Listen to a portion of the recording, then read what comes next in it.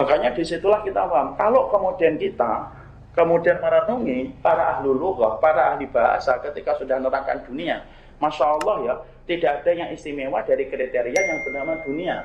Secara geografis dia rendah, secara hakikat dia kotor dan najis, kemudian secara waktu dia begitu cepat, tidak ada yang dipilih. Makanya sampai kita mendapati Allah itu tidak pernah menitipkan kebaikan kepada anak dan antum melalui dunia kan?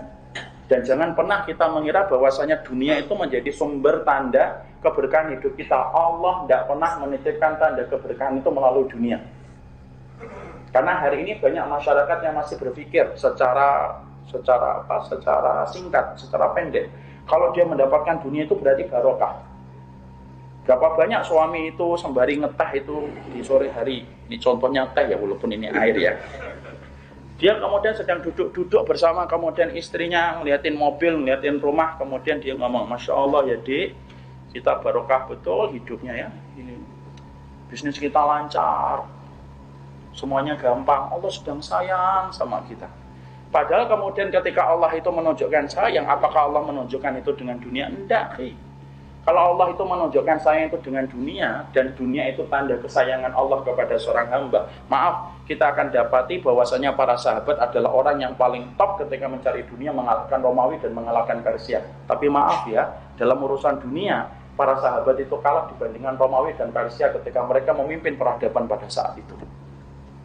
Kalau memang kemudian dunia itu adalah tanda keberkahannya, Allah memberikan keberkahan kepada manusia, maaf, berarti orang kafir itu lebih diberkahi daripada anak dan antum. Kalau kemudian dunia itu menjadi tanda keberkahan yang Allah berikan kepada manusia, maaf ya, Bill Gates itu mungkin lebih barokah daripada kita. Dan berapa banyak orang kafir yang fasilitas hidupnya lebih banyak daripada fasilitas hidup kita. Oh banyak di antara kita, mereka aja sudah kemana-mana pakai jet pribadi.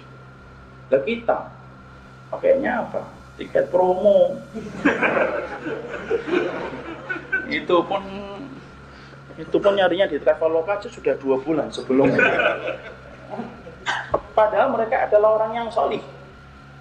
Makanya Allah tidak pernah menitipkan kebaikan dalam kehidupan itu dengan dunia. Maaf ya, kalau ada di antara antum yang nanti tiba-tiba moncer pencapaian rezekinya dan pencapaian bisnisnya itu betul-betul gampang, jangan buru-buru menepuk dada dan berkata Allah sedang memberkahi saya dan Allah sedang sayang sama saya.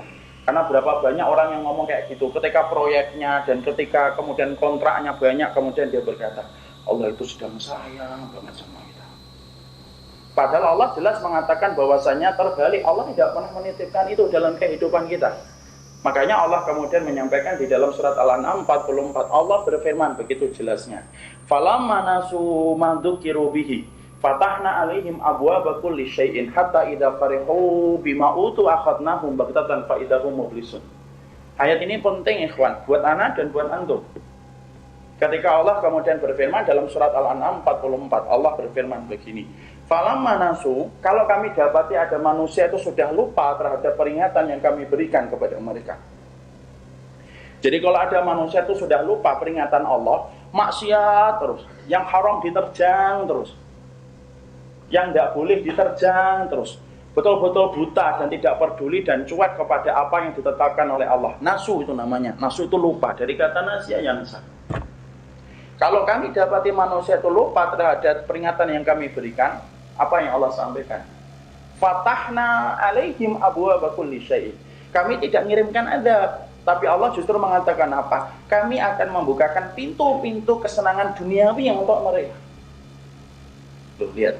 Yang dulunya nggak punya apa-apa, sampai punya apa-apa. Yang dulunya nggak pernah merasakan fasilitas itu, merasakan fasilitas itu. Pokoknya Allah bukakan pintu-pintu dunia untuk dia.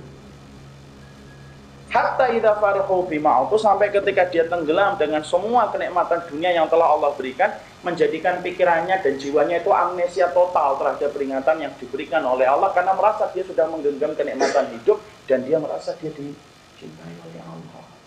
Akhadnahum baghtatan, kami ambil nyawanya tiba-tiba, faidahum mublisun, dia kembali kepada Allah dalam keadaan terhenyak ketika dia harus mempertanggungjawabkan setiap inci kenikmatan yang dia dapatkan dengan cara yang haram, dan dia mempertanggungjawabkan dengan 2 kali siksa dalam kehidupan di akhirat. Itu Allah yang firman.